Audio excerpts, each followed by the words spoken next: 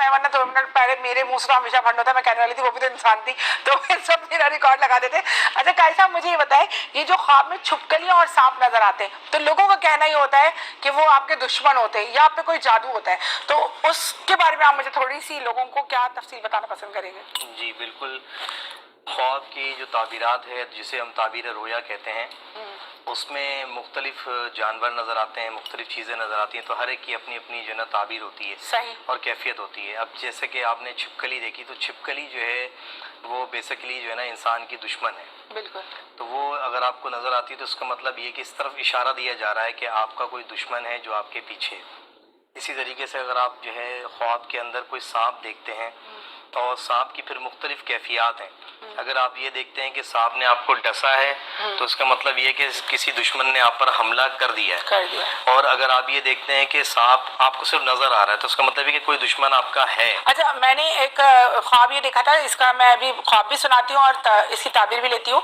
मैं ख्वाब ये देखा था कि एक सांप है। मैं आती हूँ छोटी सी एक ब्रेक के बाद, फिर इस बारे में बात करते हैं, हमारे साथ रहिएगा। Welcome back. और हमारी बातों का सिलसिला चल रहा था, ब्रेकिंग आ जाती है, हमारी बातों का सारा मजा किरकिरा हो जाता है।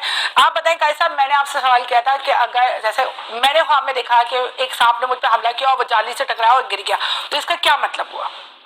देखें, ख्वाब की ताबीरात होती हैं, मुख्तलिफ कैफियत होती हैं। जैसे आपने सांप देखा, तो सिर्फ सांप का देखना इस बात की अलामत है कि आपका कोई दुश्मन है। ठीक। और उसने अगर आप पर हमला किया, तो इसका मतलब ये कि दुश्मन आप पे हमला आवर हो चुका है। ठीक है।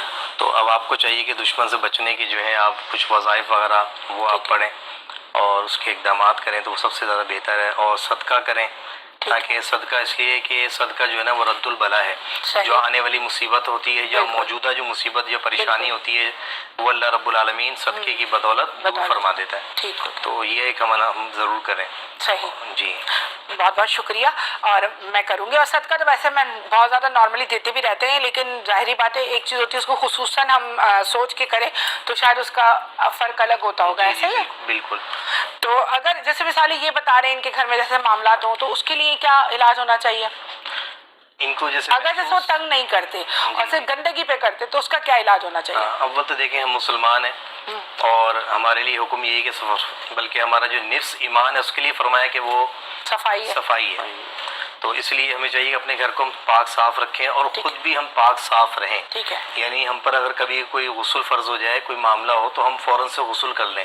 इसी तरीके से घर को हम जो है घर में जाले वगैरह लगते हैं, हम उनको साफ करें। सुबह शाम हम घर की सफाई करें, डस्टिंग जो है हम साफ करते रहें। और घर में हम तिलावत कुरान जो है वो लगाएं और खुद भी पढ़ें, नमाज पढ़ें।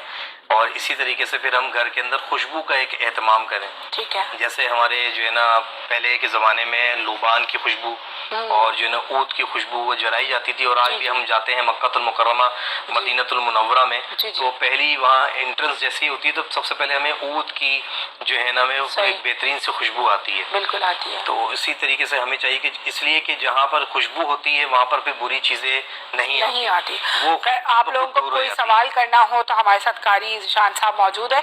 रूहानी सवाल आप इनसे कोई भी कर सकते हैं, शो के दौरान करना चाहें या शो के बाद करना चाहें। इनका फ़ोन नंबर आपके सामने आ रहा है। अगर आपको कोई वकालत के हवाले से कोई